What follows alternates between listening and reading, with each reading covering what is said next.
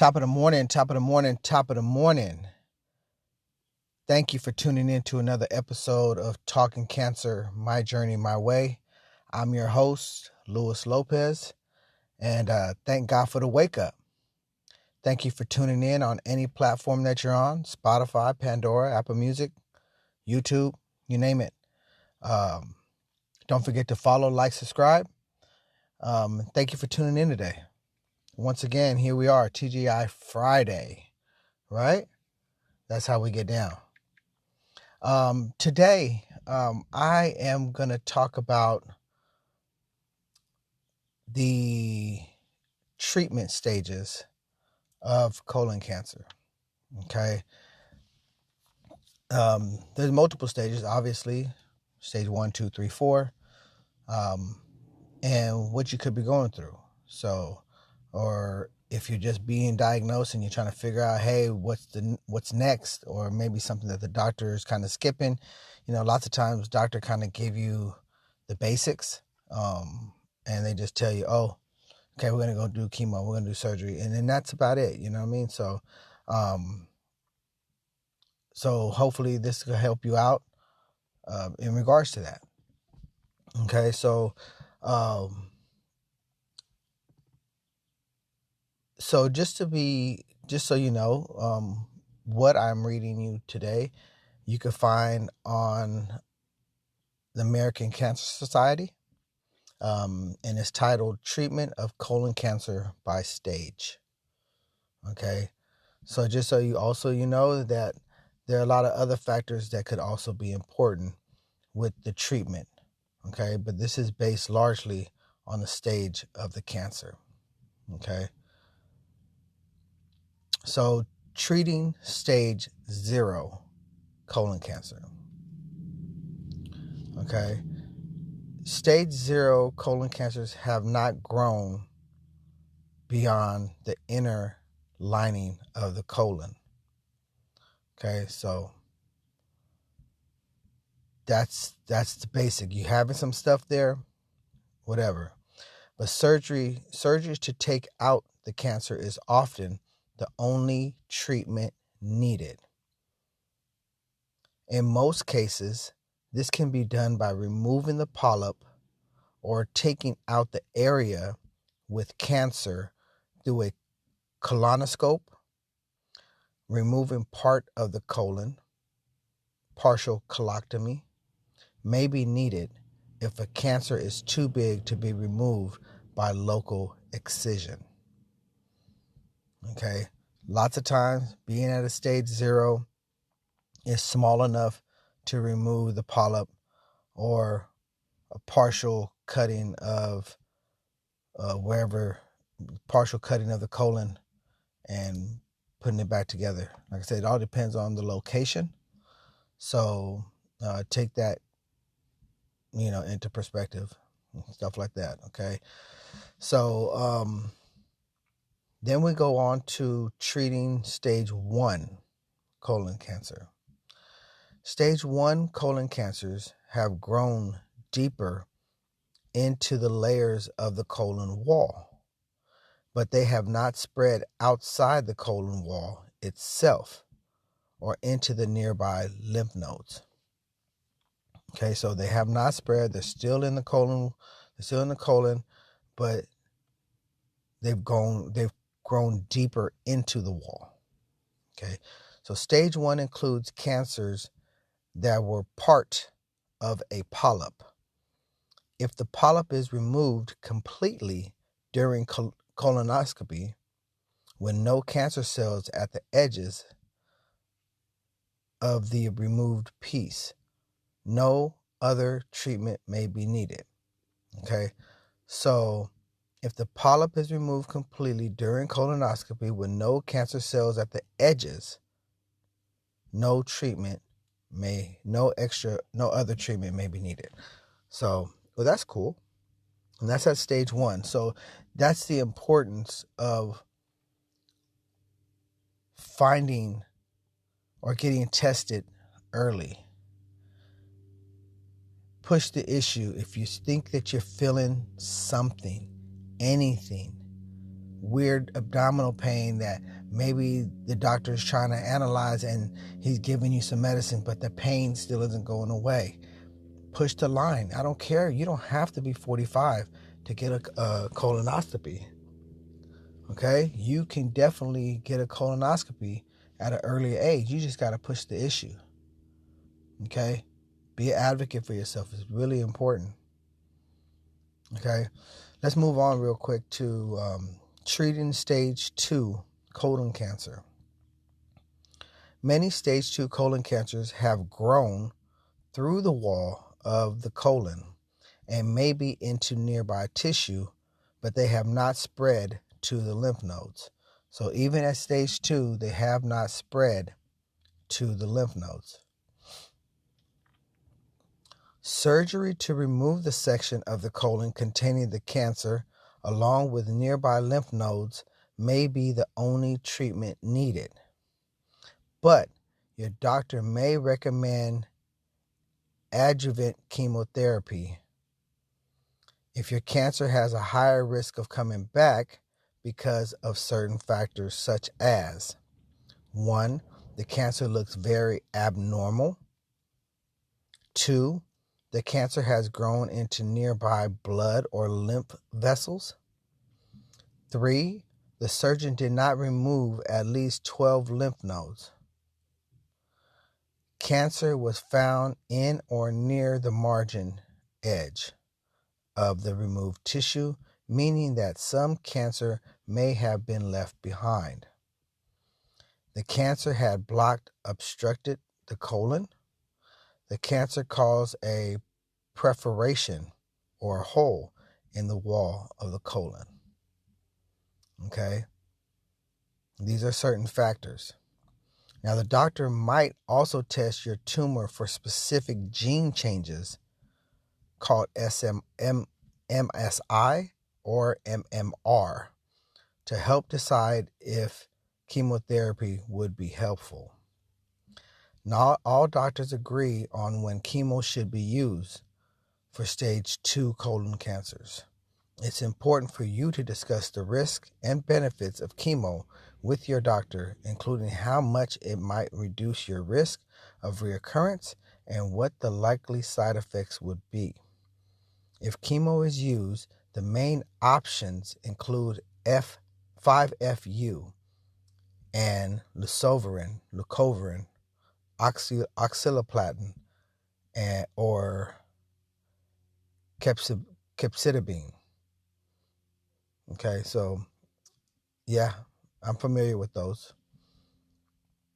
So this is at stage 2. So it's definitely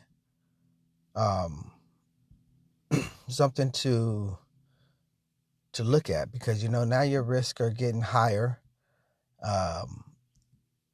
And I wish I would have caught it earlier, 0, 1, 2. I mean, that would have been amazing. And I believe I had a possibility of catching it at a stage 2. Some of this stuff would have been an option for me. But then again, I think the biggest thing was the location for me. Once it was found, it was too big and right along the edge, right along the border of the rectum and the colon where they combine. So that was the hard part in figuring out that stage and what I was going to do. This is where I was found, okay, treating stage 3. Stage 3 colon cancers have spread to nearby lymph nodes, but they have not yet spread to other parts of the body. Now, for me, I was never told that it was spread to the lymph node. What I was told was that they were swollen, but never that they had cancer. Nobody ever tested to see if they had cancer or told me that there was cancer in my lymph node. So that's something for me to think about right there. So stage 3 colon cancer has spread to the nearby lymph nodes, but they have not yet spread to other parts of the body. Surgery to remove the section of the colon with the cancer, along with nearby lymph nodes, followed by chemo, is the standard treatment for this stage. And that's what they wanted to do for me. They actually, because I actually opted out of the surgery, for the simple fact that at that particular point, there was no guarantee of the cancer coming back or not coming back. And to remove it would have meant removing the rectum and the colon as well, and a permanent colostomy bag for the rest of my life. And I wasn't sure how that was going to feel for me, especially when they couldn't guarantee me that the cancer wouldn't come back. So, but right now, the cancer has not come back in that area. So, but in my case, in my cells, the cancer was there. More than likely, it was in the lymph nodes as well, and which was in a totally different place than the colon cancer itself as well. But and that's more than likely what causes to spread to my liver at this point. So for chemo, what they're discussing is for chemo, the FOLFOX, the 5-FU, or Capox. Okay. These are some of the regimens used most often, but some patients may get 5-FU with Lasoverin and capecitabine alone based on their age and health needs. For some advanced colon cancers that cannot be removed completely by surgery, neoadjuvant chemotherapy given along with radiation, might be recommended to shrink the cancer so it can be removed later with surgery. So this was part for me because I did the radiation to shrink it because it was just too big. But we ended up eradicating it through just radiation and chemo.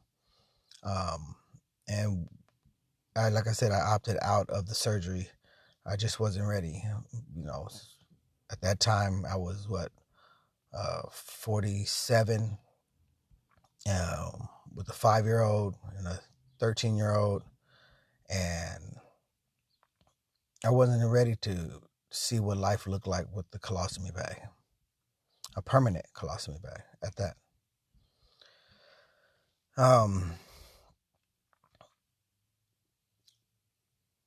So yeah, those are, but this is where I was at.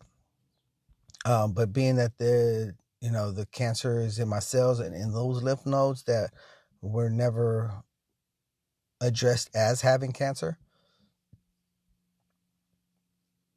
they were just swollen, and I just thought, maybe they're just nobody said anything, period. And I didn't know what to ask. I didn't know to ask if those lymph nodes had cancer in them. That's what your doctor's there for. And that's why the doctor should push for those PET scans so they could, see if there's cancer in those lymph nodes. So we could have been trying to treat those somehow, and maybe they wouldn't have maybe the cancer wouldn't have metastasized to my liver. Very possible. So stage 4 treatment, stage 4 colon cancers have spread, which means stage 4 colon cancers have spread from the colon to distant organs and tissues. Colon cancer most often spreads to the liver. Okay, if it's going to metastasize, most often it spreads to the liver, but it can also spread to other places like the lungs, brain, peritoneum, the lining of the abdominal cavity, or distant lymph nodes. In most cases, surgery is unlikely to cure these cancers, but if there are only a few small areas of cancer spread metastasis in the liver or lungs, and they can be removed along with the colon cancer surgery, may help you live longer. This would mean having surgery to remove the section of the colon containing the cancer along with the nearby lymph nodes, plus surgery to remove the areas of cancer spread. Chemo is typically given after surgery as well. In some cases, hepatic artery infusion may be used in the cancer if the cancer has spread to the liver. So that's something for me to talk to the doctor about, was the hepatic artery infusion, because my case is a little different. There's nothing to remove in the colon for me. That has completely been gone. No signs of anything in the colon, but I do have 3 lymph nodes in my abdomen at this point, and the liver. So, how do we deal with that? Is hepatic artery infusion an option for me? Okay. So the American Cancer Society continues to state, if the metastases cannot be removed because they're too big or there are too many of them, chemo may be given before surgery. Then, if the tumor shrinks, surgery may be tried to remove them. Chemo might be given again after surgery for tumors in the liver. Another option may be to destroy them with ablation or embolization. Okay. So, by talking to the doctor the last time, I see him again on the 15th of this month to discuss more. But right now they want to go straight. This sounds like what my next move would be, because this is what he's offered me so far. He hasn't offered me surgery. He offered me to go straight into chemo. So I don't know if surgery is an option. At this point, from my knowledge, surgery is not an option, because it makes no sense, because it's in the lymph nodes and the liver. So, that's kind of where it's at. Right now, I think, what they're thinking is just try to use the chemo, do the chemo, see if we could shrink it, possibly kill it, and see what life is like, through that. But the fact that it's in my cells at this time, it's impossible for them to guarantee that the cancer will be gone completely. There's always a high chance of reoccurrence if it's able to disappear for a while. But, I think right now is the importance is trying to stay alive for my wife, for the kids, as long as I possibly can. But for me, I also want to be a part of their life. I don't want to just be in their life. I want to be a part of it. I want to be a part of the joy. I want to be a part of the downs. I want to be part of everything that comes along with life. Yeah. So it also says, if the cancer has spread too much to try to cure it with surgery, chemo is the main treatment. So, okay. Surgery might still be needed if the cancer is blocking the colon. So I don't have that, or is likely to do so. Sometimes such surgery can be avoided by putting a stent into the colon during a colonoscopy to keep it open. I don't need that as well. Otherwise, operations such as a colectomy or diverting colonoscopy